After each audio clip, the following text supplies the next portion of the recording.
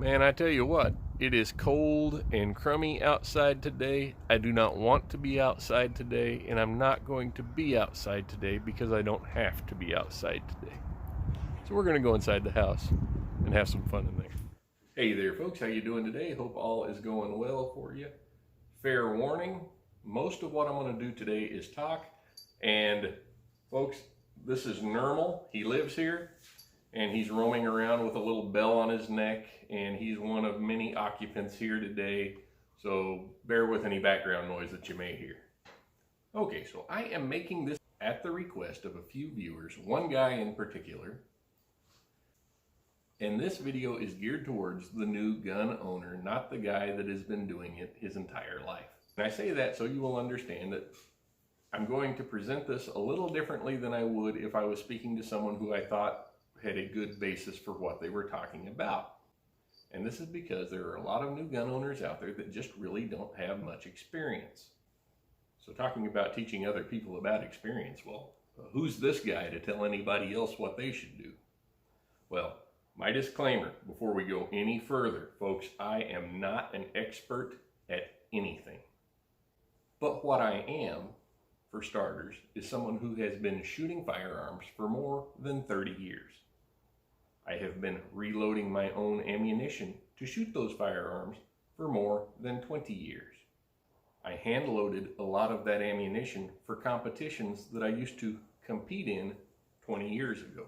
Since then, I have more than 15 years in law enforcement. During my more than 15 years in law enforcement, I have served in a national capacity as an instructor to other law enforcement officers on a variety of topics. But most importantly, I'm an individual who has made mistakes, and experience gained from mistakes is often the best medicine for preventing future mistakes. So I do know a little bit about this kind of stuff, and if you're cool with listening to a guy like me, then feel free to stay tuned. Otherwise, we'll see you later. So if you are still here, thanks for sticking around. As I mentioned before, there are many new gun owners out there since this whole pandemic thing started.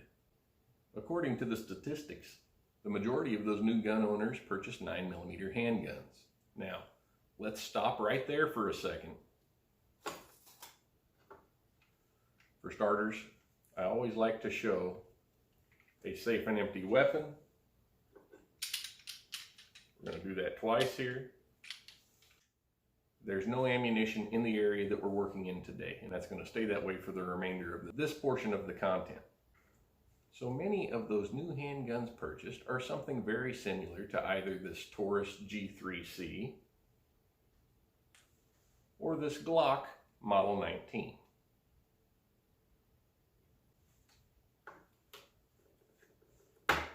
I will include a couple of steel frames of those so that you can see them without my big mitts in the way. Without getting too far out in the weeds, I would like to tell you that there are many cartridges out there that have some form of 9mm designation in their name.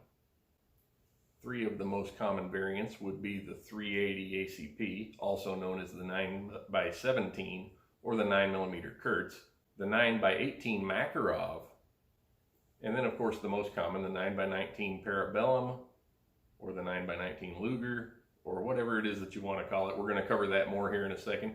But the last one there, when most folks think of a 9mm, that's exactly what they're thinking of. Here is a laundry list of other cartridges that have 9mm in their designation. Let's not worry about that, folks. Let's keep this simple. Let's concentrate on what you should be looking for to feed your new gun. So the 9x19 Parabellum, also known as the 9mm Parabellum or the 9mm Luger, is a rimless tapered firearms cartridge. This is what most folks think of when they think of a 9mm. The 9x19 Parabellum was first most commonly associated with the German Luger pistol. That's where it gets its name, the 9mm Luger. While most of the new shooters out there are probably not shooting vintage World War II German Lugers, I wonder if there's some of them that are, though. Most of you probably do have something like the two pistols that I just showed you. If you look on the side of your pistol, it's going to have markings something like this. Glock marks theirs as 9x19. Taurus marks theirs as 9x19. Sig Sauer marks theirs as 9x19. And even Walther marks theirs as 9x19. There are, however, some variations to that. Assuming that you went and bought a brand new gun from Academy or Bass Pro shops, then it probably has markings like those that I just showed you. Now let's suppose though that you have a military surplus Beretta M9. This is what the markings look like on that pistol. But what if it's an old Italian Beretta? Well, that one might be marked like this. You'll notice that it actually says Parabellum right on the slide rather than 9x19 or 9mm Luger. Just know that those designations are interchangeable. I'll list them again right here. So focusing on that new gun that you just bought at the big box retailer that is chambered in 9mm by 19, this is what you should be looking for when it comes to ammunition. Here's a picture of 4 different boxes of ammunition that I picked up just a couple of weeks ago at the same store on the same day. All 4 of these boxes are similarly marked, minus the third one down. We'll get to that in a minute. But they were all purchased at the same store on the same day for about the same price. They all share the same similarities of being good candidates for target practice ammunition. Now, the most common 9mm ammunition for target practice is the 115 grain full metal jacket. Full metal jacket ammunition looks like this, and it indicates that the entire bullet is encapsulated by a thin copper jacket. Most full metal jacket 9mm ammunition is of the 115 grain variety. You can, however, find 124 grain, most oftenly NATO spec, which is typically a little bit hotter than the 115 grain bullets and can function better in some firearms. Don't get wrapped up by that. Most of the guns that you're going to go buy for the purpose that you went and bought that gun for will function just fine with 115 grain full metal jacket ammunition. 147 grain full metal jackets can be found, but they are very uncommon. And oftentimes they have kind of a squared off profile and don't feed as well. At least that has been my experience. But for some target shooting applications like shooting steel plates, they do deliver a little bit more mass to the target and help knock down some of those steel clangers. While we're talking about the weight in grains of the projectile, don't get wrapped up with that thinking that it's some kind of power level. Rather, it is an indicator of the physical weight in mass of the projectile, the part of the bullet that goes down the barrel. Again, trying to stay out of the weeds with this, concerning the power levels of 9mm ammunition, just know that most ammunition, unless it's otherwise marked, is going to be standard power level and suitable for most shooting. If you are looking for something with more power, then you should look for something that is rated at a +P designation. Just be careful, because not all firearms, and particularly many vintage firearms, are not rated for +P ammunition. If you are wondering if your gun is rated for +P ammunition, I suggest you read the manual. If perhaps you purchased your firearm used, then go on the manufacturer's website and download a PDF of the manual. Most reputable firearm manufacturers list this information somewhere on their website. So now you've found your target ammunition, and I suggest that you buy several hundred rounds of it if you can, and go out and get some practice with that new gun. There is no substitution for good practice. But now you've finished your practice. What comes next? Well, I would caution you folks, don't use that full metal jacket ammunition that you purchased for practice as carry ammunition unless you live in one of those strange jurisdictions that does not allow for the carry of jacketed hollow point ammunition.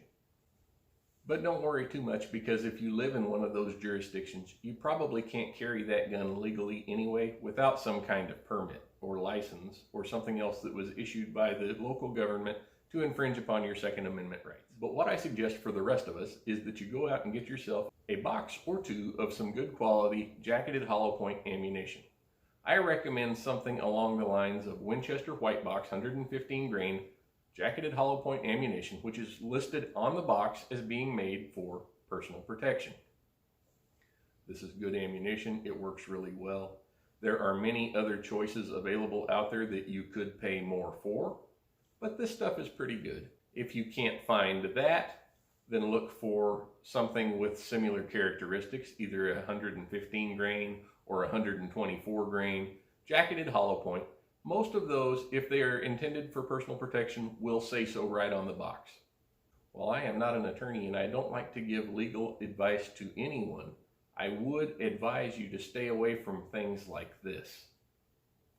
A designation of radically invasive projectile, or anything that mentions zombies or has pictures of tombstones on the box, may be difficult to explain to a prosecuting attorney. And we've all seen in recent history things that have gone sideways in personal protection. But most importantly, as I mentioned before, get yourself some training. Go to the local range, sign up for some beginner classes. Most of the folks that teach those classes are teaching them geared towards folks that don't have a lot of experience. If that is not available in your area, when you go to the range and you get the opportunity, you may ask somebody who really looks like maybe they know what they're doing. And by looks like they know what they're doing, I'm not necessarily referring to the guy that looks like a Call of Duty extra, but rather the guy with a respectable group on his target and who appears to be abiding by the most basic of firearm safety. Most often, the range safety officer, if he's not too busy, would be glad to show you some basic pointers to help you along your way. Also, you can always reach out to me down here in the comments section. If you send me a message, I will probably get back with you, as I often try to do. So anyway, until next time, take care. God bless. Psst. That'll get you shot.